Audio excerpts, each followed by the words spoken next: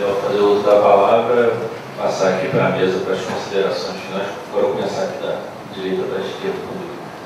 Ao planejar, né, as pessoas que estão no dia a dia das políticas públicas, realmente não tem apenas essa questão planejamento e orçamento, mas que também possam ter um pouco desse olhar da sociedade, né, dessa diversidade. Quando eu coloquei aqui a questão das mulheres negras, foi apenas um exemplo, porque se vocês forem, eu queria assim, deixar um exercício, um dever de casa, para que vocês olhem a questão orçamentária do Brasil e vejam quanto desse recurso tem pelo menos uma política, mas não queremos todos, uma política que possa contemplar as mulheres negras. Isso não existe. Nós queremos, pelo menos na área da saúde, que é o básico que existe. Então, que esse planejamento ele tenha esse olhar realmente da diversidade. E também queria assim, né, dizer que quando eu coloquei esta questão de dizer que nós trazemos da sociedade, não é verdade, colocando a questão do INESC, do CEFEM, porque eu tenho enfrentado isso no dia a dia, de desqualificar a fala da gente perante a nossa própria sociedade. E isso a gente tem enfrentado no dia a dia, na colocação dentro dos espaços que nós estamos. Eu quero acreditar que tudo que foi dito aqui seja verdade. A gente quer se sentir incluída, a gente quer se sentir fazer parte. Então eu acho que quem planeja, quem está no dia a dia das políticas, eu acho que tenha essa vontade, que se aproxime mais dessa realidade social que é o nosso Brasil, que está aqui, que nós votamos e acreditamos numa mulher, né? Eu sou, né, eleitora, fui, e acredito que nesse governo dessa mulher, que é a presidenta Dilma, nós, as mulheres, realmente podemos ter esse avanço enquanto mulher negra. Eu espero que ela realmente coloque a gente na linha da frente da política que realmente melhore a nossa vida. E isso só é possível com o controle realmente, com indicadores que tragam essa questão do recorte de gênero e raça. Eu tive o privilégio de ser parte durante algum tempo da carreira de gestor, PPGG. E naquela época, mais de 10 anos atrás, quando nós fizemos o curso de formação, a gente viveu uma época de um certo entusiasmo com essa questão da reforma do Estado. Foi um momento em que houve uma concentração de interesse, de atenção nesse movimento aí da reforma do Estado. Isso morreu morrido mesmo, né? Assim, eu concordo plenamente com você, Eduardo, de que não se está tratando desse assunto, ponto. E isso é grave porque se esse tema, mais a reforma política, não forem atacadas, nós continuaremos discutindo aqui políticas públicas durante muito tempo. É bom que esses eventos sejam bem agradáveis, porque nós estaremos aqui durante muito tempo. Então, eu compacto plenamente do que você falou, aliás, assino embaixo, já retornando o cumprimento em tudo que você falou, muito especialmente em relação ao processo de mudança do PPA, que é algo que nos preocupa profundamente.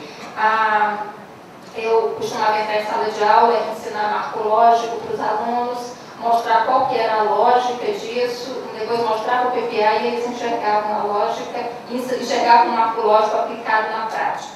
Por pior que fossem os indicadores, por pior que fosse, digamos assim, o recheio daquela estrutura, a estrutura estava entendida. Hoje eu não sei mais o que eu vou ensinar para os meus alunos na hora que eu entrar em sala de aula e vou tratar do PPA.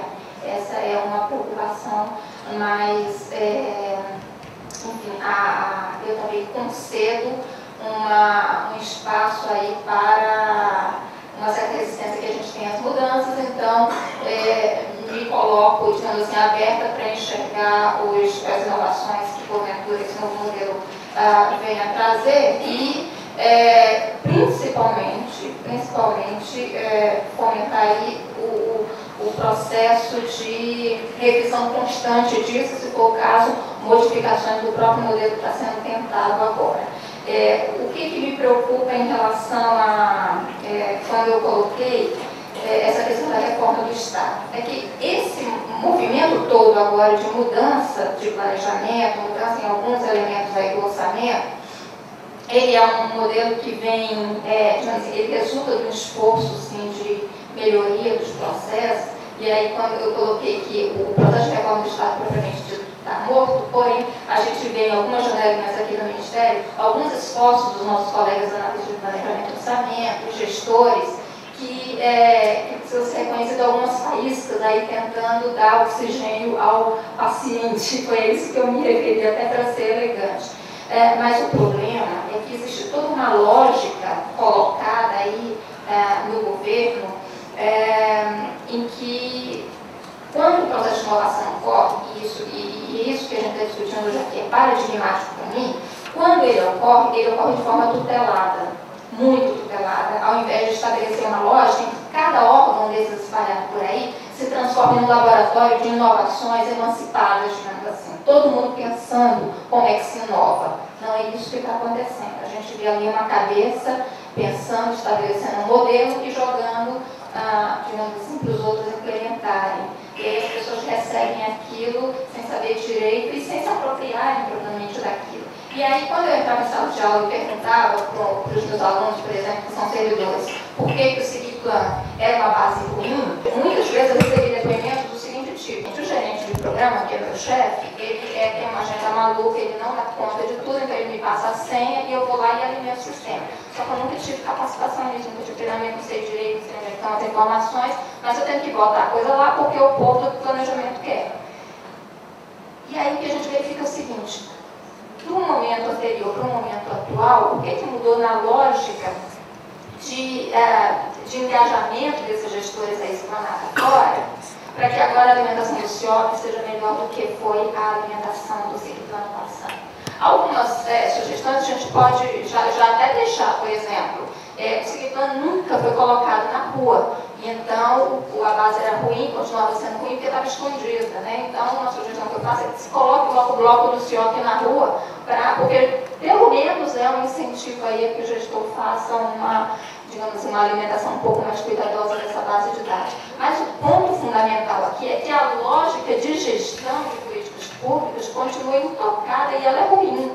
E não são essas mudanças aí que estão, de fato, atacando esses problemas estruturais que tornam a nossa atuação governamental muito aquém do que nós gostaríamos de ver. Gostaria de fazer aqui um comentário à Durica, que o orçamento, o planejamento e orçamento, ele é mesmo uma arena de conflito distributivo. Por natureza, por definição, é uma arena de conflito distributivo. E aí, a grande importância dessa luta de abrir as bases, de tornar tudo o mais claro possível, é tornar essa luta minimamente justa. Porque nós sempre vamos ter os diversos segmentos da sociedade brigando por um pedaço de um bolo que é limitado, que vai ser sempre limitado. Então, essa luta, ela precisa ser minimamente justa, e para ser justa, eu preciso enxergar o que é que está colocado, o que é que foi decidido. Então, veja, governo, você está me dizendo que tem políticas para mulheres negras, sim, então me mostre onde é que eu vejo e como é que eu vejo isso.